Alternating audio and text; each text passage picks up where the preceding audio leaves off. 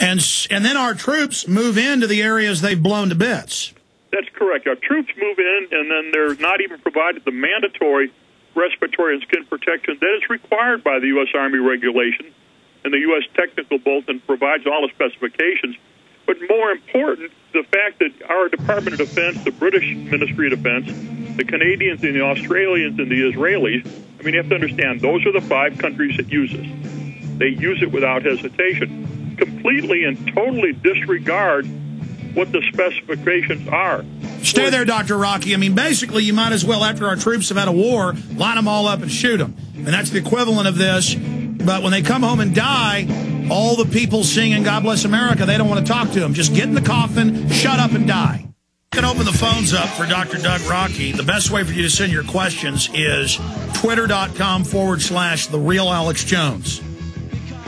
That's our Twitter account. There's a lot of other great Alex Jones fan sites, but that's our official Twitter account. Also, yeah, Real Alex Jones, not The Real Alex Jones. So twitter.com/RealAlexJones. Going back to Dr. Doug Rokke, one of the top experts in the world on DU, even according to the Pentagon, who he worked for.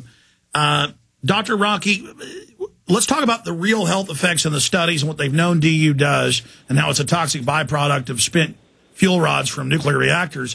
But more importantly, I want to ask you now about the mindset of the elite. I mean, they had DU in the 40s and 50s, and I saw papers where they talked about it as a weapon, and they said we can't use it because it kills our own personnel and people that move into the areas. What changed in the mindset where they wouldn't use it in the 50s, 60s, and 70s, and now it's just, we're going to use it at local shooting ranges for the military. We're going to use it in Hawaii. We're going to use it in Puerto Rico. We're going to tell the troops it's okay and watch them die. I mean, this is psychopathic murder. Yes, it is. It's just the fact that they made the decision that human life had no value, that animals had no value, that food has no value, and they just made a conscious decision, and I've been fighting this since I did all the research for them, the Nevada test site, and wrote the directives. They just don't care. But as you said, the health and environmental effects of all this have always been known. I mean, my own medical care for my depleted uranium exposures, because of my assigned duties, one of the things I forced it with was the original 1973 report on the use of uranium munitions by Israelis against the Egyptians in the Sinai. And all of that stuff was known then. It was documented there in the official reports. And again, these are not classified. But they just totally there, and they totally ignore it. Prior to Operation Iraqi Freedom and Enduring Freedom, Colonel J. Edgar Wakayama, who's the director of the U.S. Department of Defense Operational Test and Evaluation Command, gave a briefing to all the senior generals and everybody in the Pentagon upon depleted uranium, how it works, what it is, the fact that the munitions, as you said, go all the way down to the M16 rifle, 50 cal, everything all the way up. But in this briefing, he stated very specifically, I'm going to quote very, very specifically, depleted uranium munitions, when used, okay, they emit alpha, beta, and gamma particle and X-rays. The alpha particle taken inside the body in large doses is hazardous, producing cell damage and cancer. Quote, lung cancer is well documented. We continue on. Beta particle is hazardous to the skin and the lens of the eye. Now, personally, I've learned that because of all my radiation cataracts and the other problems with the eyes, and everybody else is reporting it. It continues on, very, very, quote, I mean, very, very direct, and it says, DU is chemically toxic. We look at all this stuff. We have total confirmation. Quote, urine samples containing uranium are mutagenic as determined by the Ames test. The cultured human stem bone cell line with DU also transforms the cells that become carcinogenic. That's the reason why we're seeing so incredible levels of leukemia in all these young kids coming back from Desert Storm. But we're also seeing leukemia in the children, the offspring of those who were exposed during Desert Storm. Because just like fluoride, the particle's so small, Doctor, correct me if I'm wrong, it precipitates into the bone. That's correct. There is no respiratory skin protection that'll work.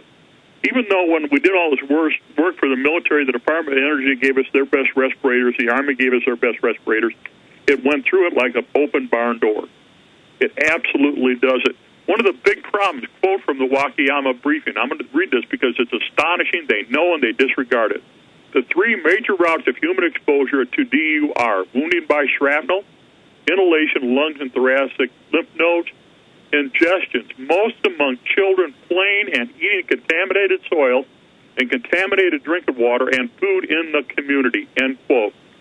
That is what we're seeing throughout Iraq. And that's from what year? Pardon me? What year was that report? This is a briefing to the senior Pentagon leadership in 2002 before the start of Operation Iraqi Freedom and Enduring Freedom. And again, I'm going from memory, interviewing you and others and reading mainstream news, but I saw reports in the 50s. It was a secret weapon they were only going to use if the Russians flooded into Eastern Europe, but they said we still don't advise because it ruins the area for billions of years.